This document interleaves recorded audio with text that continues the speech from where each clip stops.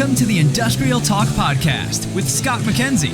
Scott is a passionate industry professional dedicated to transferring cutting-edge, industry-focused innovations and trends while highlighting the men and women who keep the world moving. So put on your hard hat, grab your work boots, and let's go. All right, once again, welcome to Industrial Talk, the #1 industrial-related podcast in the universe that celebrates industry professionals all around the world. Because you're bold, brave, you dare greatly, you innovate, you collaborate, you are changing lives each and every day. That's why we celebrate you on this platform, and we are broadcasting on site. We're on the floor right here. They're still doing work in the background. I'm looking at all of the carpet that still needs to be laid down. It's happening, but we're here, SMRP. And you know what I forgot to do? What year is this? This is SMRP 30 something. I'll mumble through 33rd? it. 33rd? 33rd, I guess. 33rd. See, you're a little question, man. You're just a little sketchy on that one, too. And I forgot to do it. All right, we're here, 33rd, SMRP. And it is a collection of incredible professionals, problem solvers, and we're right on the middle of the floor. We get to see it all, and we get to talk to everybody. It's all great. In the hot seat, we have a gentleman by the name of Manpreet Singh. Nanoprecise is the company. We're going to be talking about that. We're going to be talking about energy-centered maintenance, which I like. I'm all in. So let's get cracking. Yeah. There, I'm worn out. How's that? You don't look like you're worn out. I am. You know, it is. We haven't even started the show. Are you excited? Is this the first time Nanoprecise has been here? No, we've been here for a while. Have you? Yes. Oh, come on. How come you've this is never my been first on? time here. Okay. Because I've been here a number of times, and I don't remember what you guys have been doing. Yeah. But I like it. All right. Before we get into the conversation, let's give us a little background on who you are and why you're such a great professional and how long you've been going on. I mean, just give us a little background. So I'm an engineer by profession. I started my industry in my career in hardcore manufacturing industry. Yeah. We were building pressure vessels, heat exchangers for oil and gas, fertilizer, pressure. All of process plants, and that's where I started my journey. Then I went on to do my business education. I moved to a company which was setting up renewable projects. So I did that for about 7-8 years. Then I got a chance to move into IoT, and technology was something that I was always very close to. And when I saw IoT solving a lot of our problems on the shop floor, maintaining those plants, I felt really connected, and it sort of became like a side hobby where I would build multiple projects on my own. And as I moved on from there into different industries, did my own startup, and post that I also moved into health tech. But that IoT pace always stayed with me, and then I moved to Canada. Yeah. And Whereabouts in Canada? I'm in Toronto. Yeah. Oh, you want to know a little secret? Yes. All my family lives in Hamilton and Dundas. Wow. I'm a Cat fan. Next time you're there, let's meet up. There it is, baby. I'm all in. Okay, continue. Yeah. So then I got introduced to Nanoprecise, and I joined Nanoprecise as CTO in early 2023. And over the last 2.5 years, we've built something awesome here. And over the last few months, I've been asked to lead the company. So now I'm here leading as the CEO. He's the head honcho. He's the man right there, sitting right across from me, delivering some sage insights. There you go. I don't know. Now, let me ask you this real quick, because I am a generation nerd. I love anything dealing with generation. What type of renewables were you involved in? I was in solar PV. Solar. PV.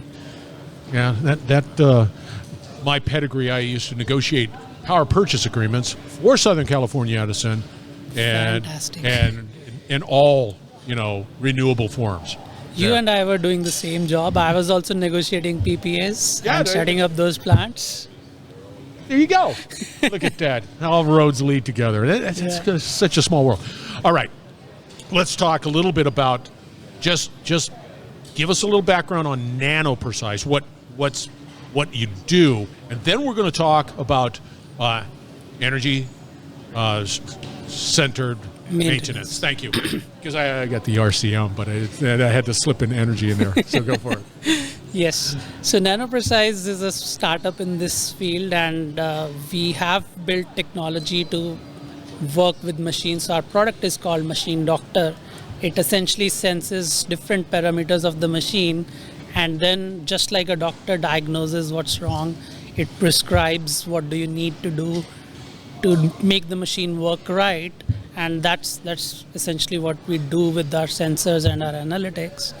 But over the years, we realized that it's not just that the machines fail and we are able to predict those failures, but before they fail, there's a lag. And during that lag, what happens is these machines are running inefficiently. Like if your bearing is off, it's going to consume more energy to run that shaft or run that fan run that pump, which we all know. Like if our cars, we don't maintain them, they start to consume more gas. And that's essentially where the topic of energy-centered comes into RCM or PDM, because you are essentially trying to link a mechanical issue in the machine with its energy consumption. Back up, just because I love utilities too as well. Yeah. Your solution is not just specific, or if it is, it's not a big deal. Is it specific to assets that are in movement? Because in the utilities, there are assets that you just can't, they're moving, but you can't see. Yes. Do you have that solution as well? Do you look at it that way too as well? No. So we are primarily targeting the rotary equipment, yes, like you mentioned, which you can see rotating or yes, moving, and that's where we play. And if you ask me, more than 50% of global electricity consumption is through those rotating machines or the motor-driven machinery. So do you have any sort of insights into how much energy is wasted through inefficiencies in failure of the or degradation of those assets? Because I'll just be honest here, we have to be more efficient. We have to be more efficient in our power generation, in our utilities. We have to be more efficient because we're just not building more infrastructure anytime soon. Yep. So in terms of energy consumption, if a motor is running brand new smooth versus when it's running with a fault, you can see energy consumption go up from anywhere for a very minor lubrication issue to go up by 5% of its rated capacity. But if there's a major fault, it can be as high as 25, 30%, sometimes even 40% extra.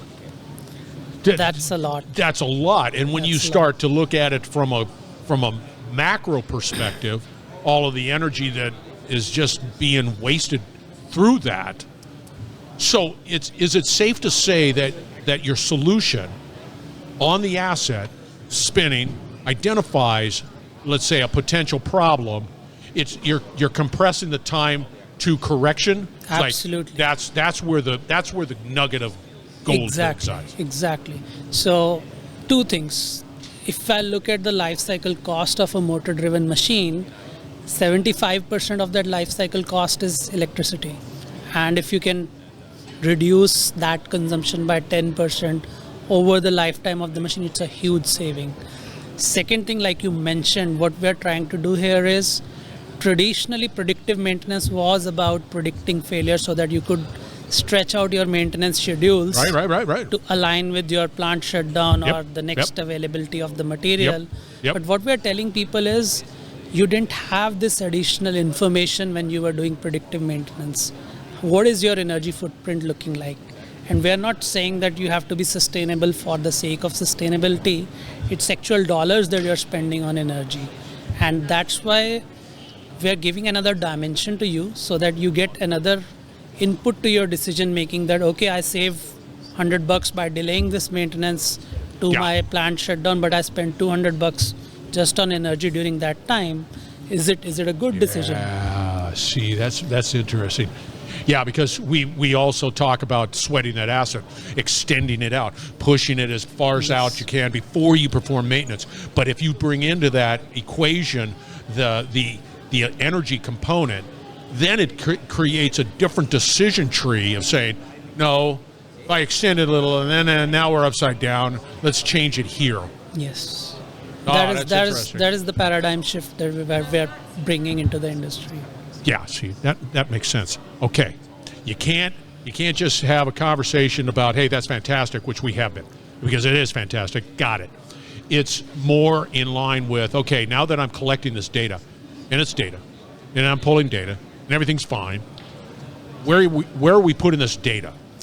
It's on our platform, so you have a platform, good. Yes. So most of our users get access to the sensors as well as the data that these sensors are generating over time, and we are able to also correlate the mechanical health of the machine with the energy consumption profile, and that gives you an actionable insight. I can put energy meters on my machine, but machine consumption can go up because of the process or my own requirements that I'm running a different process. But what we differentiate is if it is changing because the process has changed, or whether it has changed because an underlying mechanical issue has come up and you need to address something with the machine. Is that in the secret sauce?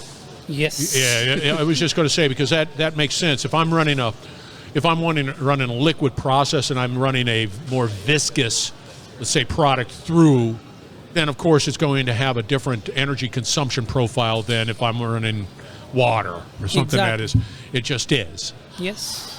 Okay, and a shout out to CMMS Radio. Okay, they're down there, and I have to have this conversation because now I'm collecting data. I'm running through the process. I have my assets. My assets reside within my platform, my CMMS platform, and I want to be able to attach it. So I don't want an additional system. I want to go into my CMMS and be able to access all of that great information in there because I'm too lazy to go over to this other system. Yes, and that's something most of our users have asked for. Yeah. And the way we have designed our systems, we have kept it extremely flexible. So we have APIs available. Anyone who wants to integrate to our system, we are already doing integrations with Maintenance who are also here. Yep. And that's the way forward for us. Like, we build those connectors to every CMMS out there, and whichever system you're using, you'll be able to consume whatever insights we are giving you in the way you want in your day-to-day workflow. So we don't want you to change your workflow process and say, okay, now jump out here and go over to this system and be able to access this information on this particular asset and then jump back into another system. Absolutely. Yeah, it's like, no, that dog doesn't hunt really well. And for us, if the systems can talk to each other, we also get feedback. Like, if you did a maintenance on the machine, that's very useful input for us to train our algorithms further. Yes, bi-directional. So we've touched upon it. So we've got a great platform, identifying all of the potentials that can happen with that asset. It's energy-centered maintenance, which is great. Now, bi-directional. So once again, I'm taking information here, going into CMMS, then I'm sending it back over here because it's bi-directional, right? Yes, it is, and that's where the value comes from, right? So our models are trained to look for patterns, and over years, they will look at how these patterns are evolving. But not all patterns will lead to some problem with the machine. Some are just patterns which are created because of a transitionary condition or something that happened. So that feedback helps train those algorithms better. And sometimes we find a lot of value because actual end users who are on the shop floor, if they tell us that this pattern is not because of an underlying health condition, then we can go back and train our algorithms to ignore similar patterns in future, or have something with a better confidence telling that, okay, this is a consistent pattern that we have seen in the past where you did this maintenance action, and we're bringing same context now to this current. Are you pattern. taking that data? Let's say I'm in Louisiana. That's where I live. If I'm in Louisiana, I've got a power plant, I've got things spinning, I've got devices on it, I'm pulling the data. I got it there in Louisiana. And it's a GE, and it's a model whatever, 1, 2, 3, 4. Now that model, that specific asset might perform differently up in Chicago. Does your solution be able to normalize the difference that could be applied? It might have better running capabilities up in, Chicago, but because it's so hot and humid down in Louisiana, it performs differently. Can you normalize that? So we usually deal with the sensing parameters of the machine, not really the process parameters. Some of the things that you said might be changing the process parameters. But we are creating a repository at the back end for ourselves, for all the machines that we monitor, so that tomorrow if we get the same machine with the same nameplate or similar footprint, then we know what kind of bearing was used, what kind of running speeds does that machine typically run at, and that helps us detect patterns for newer machines far more easily than what we would do for it to train over time. So that makes sense. That's the right solution, because now you're leveraging the data that you're collecting just because you've got clients and you're pulling that information and you're providing that level of insights. Where do you see? I mean, everybody's talking about AI. Everybody, including me, I guess. And where do you see Nanoprecise, the solutions? Where do you see it going? So we've already had AI in our algorithms for a long time now. Even before LLMs became popular and a household name, we were using AI algorithms. But now with LLMs being there, we are taking it to the next level. So we are now able to consume all the historical context of the machines, all the physical feedback or manual feedback that we had obtained, any pictures of the machines that we have. All of that can now go into a bunch of agents. Like there are 5 or 6 agents that we have developed. Each agent does its own piece of analysis. One just looks at the patterns, generates the diagnosis, moves it to the next agent who looks at whether I've seen something similar on other machines, on this machine in the past, what happened that time. So it's gathering all of this context, bringing it together, and now the insight that it generates becomes conversational. Like I tell you, you're at the shop floor, if you're hearing something, let me know. I'm seeing this pattern, are you seeing something similar? So it becomes very conversational with the people on the shop floor, and what we are looking at is augmenting their skills. You are in the industry for a long time, and you're seeing that talent crunch has become really a big problem for the industry, where a lot of maintenance professionals are not available. So what we're trying to do here is help the maintenance professionals make better decisions, because they now have access to all the data from various machines and they can converse with the platform. Manpreet, you bring up a very interesting component, and that's something that I've been on, and that is how do we become more efficient, but we have apparently limited human resources. They're not just, people are not just knocking down the door to become maintenance professionals, which is sad because it's a great profession, and I think we need to do a better job at inspiring the next generation. That's just me. That's going to be my theme for this week there. But if we can programmatically, through technology, be able to make our limited resources more efficient in how they conduct business, that makes sense. But again, the whole conversation about what we were talking about is about efficiency, gaining greater efficiency, which we need in the world of power. Absolutely. And you can't have a maintenance professional manning every machine. And these machines are consuming energy. Every machine is running with some fault at certain stage. It's not visible, but it's there. So you need you need to improve the efficiency of these people to make sure they are able to take the right decisions. And that's what we are after. I like it. I like it a lot. How do they get a hold of you? They're saying, I want to know more about this. They can look me up on our website, or they can write to me at msingh@nanoprecise.com, where I'm mostly available, and I do respond to all. Are you in LinkedIn? Yes, I'm on LinkedIn. Look me up at No, LinkedIn. don't worry about it. I'll have the link out there. Don't worry about it. Well, you were just absolutely spectacular, Manpreet. Thank you, Scott. I enjoyed It was a this. pleasure. Oh, wow. No, it's an honor on this side. I'll tell you that much.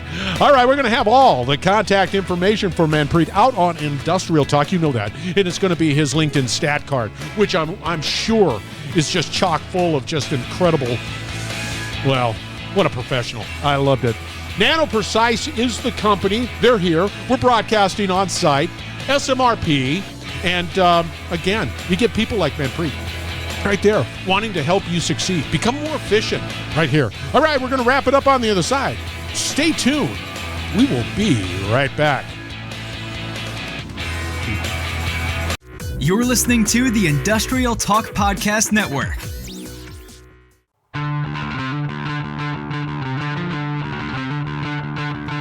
That was Manpreet. Again, Manpreet Singh.